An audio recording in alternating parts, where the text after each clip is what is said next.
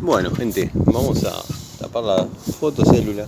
Generalmente la hago con mi pañuelo para imitar la oscuridad de la tarde-noche y que prendan las luminarias, que obviamente el cliente me pidió que trabajen combinadas, que prenda tanto la de abajo como la de arriba.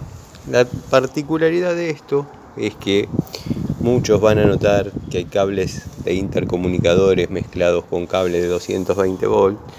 Yo ya se los expliqué al cliente, lo repito por enésima vez, pero bueno, el cliente me dijo que quería correr los riesgos, que no había problema y que odia las conexiones exteriores, ya sea en caño, en cable o en cable canal. Así que bueno, yo cumplí con lo que me encomendaron, dejé todo funcionando. Así que bueno, nada, acá está el elenco de Total que se comportó muy bien. Maxi, el señor Tano Ilacua utiliza un cable paralelo 2x1 a modo de alargue, es impresentable. ¿Sabes qué pasa, Franco? Yo tengo alargues hasta cable tipo taller, 2x4 milímetros por 50 metros. Si yo traigo eso acá, cada vez que enchufo una máquina, una mínima maquinita de agujerear de 13 milímetros, volteo todo adentro de la casa. Se cae todo, es muy pesado, es un alargue, nada, bruto para obra.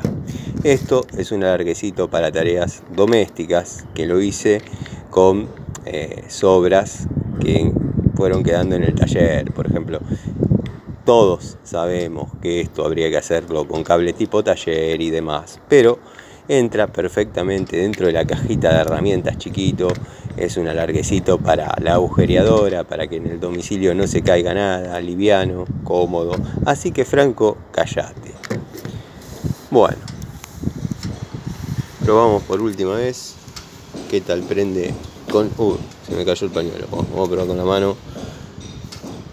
Vamos a ver qué tal prende la fotocélula, el fotocontrol, pero se dan cuenta que con la mano cuesta un poquito más porque la luz del día entra por todos lados. Ahí prendió el de abajo.